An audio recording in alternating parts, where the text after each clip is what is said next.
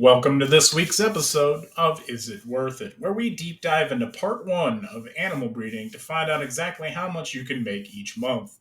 Remember to like and subscribe so you don't get ganked by the YouTube algorithm, because it's sneakier than an invis ganker in the red zone. Today, we'll cover both conventional farming animals and horses. Don't worry, no animals were harmed in the making of this video. I've added timestamps in the description so you can skip around, but trust me, the jokes are worth it.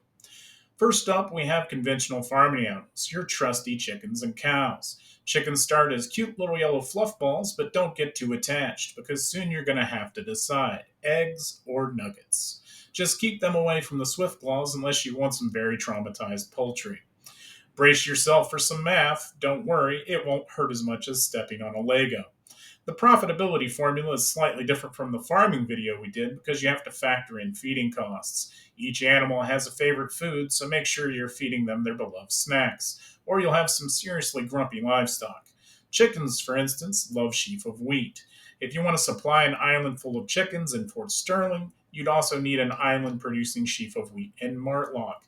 It's like matchmaking, but for profit margins instead of romance. All farming animals need a 1-to-1 ratio of animals to planted crops if you intend to grow food for them. Now on to the numbers.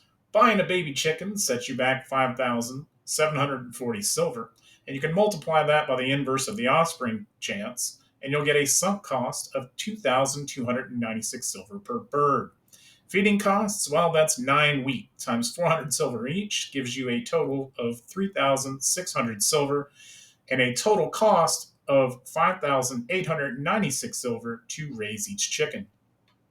When butchered, each chicken yields 21.92 meat on average, which at 400 silver per unit gives you 8,768 silver.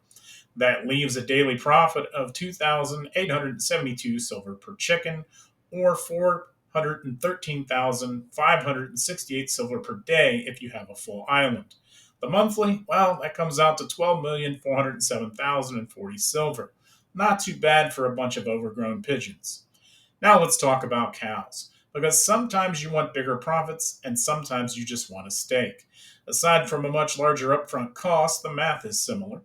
The sunk cost per cow is 2,157 silver, and the feed cost is 3,600 silver, so raising each cow costs 5,757 silver.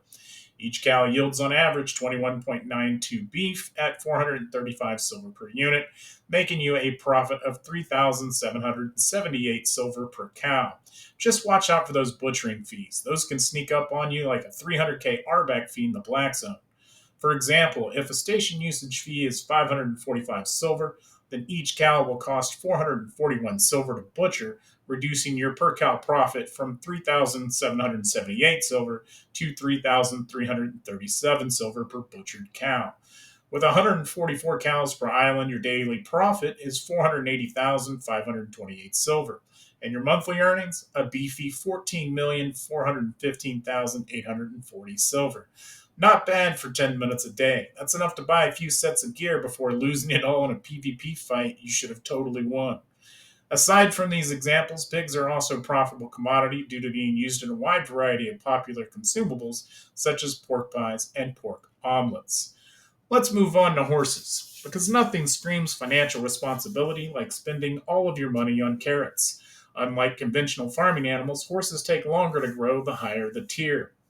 And spoiler alert, the higher the tier, the more your profits gallop straight into disappointment without the use of focus. Let's compare T3 and T5 horses. Anything beyond T5 has such low sales volume that even your great aunt's side hustle selling crochet armor sets would be more profitable. A journeyman's foal costs 27,400 silver and takes 1 day to grow with premium. The best crop to use for feeding horses is carrots due to low cost. As of today, the average carrot price in Limhurst is 403 silver each. This gives us a daily feeding cost of 4,030 silver per day. Now let's take the full NPC cost of 27,400 silver multiplied by the inverse of the offspring chance to get 4,384 silver as the sunk cost to purchase a T3 foal, not use focus on it, and grow it. After adding the feed cost, we get a total of 8,414 silver. Next, we add the saddle cost, which requires 20 T3 leather when done in a saddler at 204 silver each. This adds a cost of 3,468 silver to saddle the horse after the resource return rate in a royal city. This brings the final total up to 11,882 silver to produce each horse. Given the current T3 horse price in the Royals of 13,228 silver, this leaves a very small profit of 1,346 silver, which barely covers the 6.5% premium tax rate. If you produce T3 horses on a maximum size island, your total profit would be 193,824 silver per day, or 5,814,720 silver per month. For this to be better than conventional farming animals, you would need to sell your horses in starting cross zones, black zone rests, and within the smuggler network. Even at 100 spec with 150 focus cost per nurture, you could only nurture 66 horses per day. This means you would get an average of 2.66 bonus foals per day, worth a whole 73,066 silver on a sunk cost savings of 289,344 silver. This increases your daily profit by a total of 362,410 per day. Using focus for this activity, it's a huge waste compared to other things you can use focus for. The minimum benchmark for using focus is 100 silver per focus point spent, but many things will pay far more. Now let's move on to T5 horses.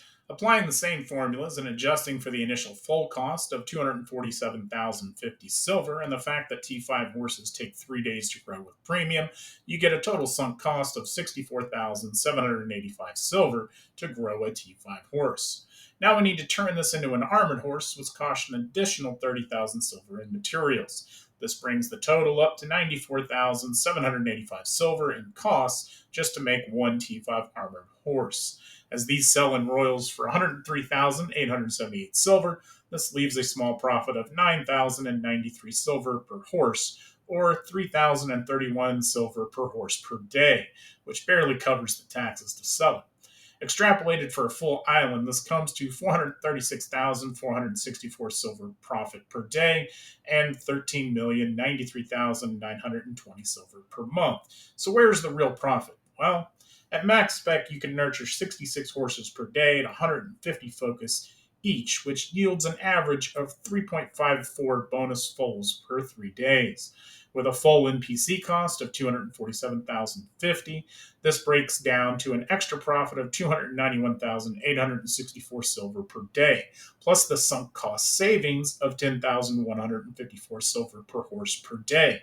That's an extra 962,028 silver per day and comes to 28,860,840 silver per month. You can further increase these profits by selling your horses in black zone rests within the smuggler network and marking them up in your alliance hideout because people are just too lazy to transport anything.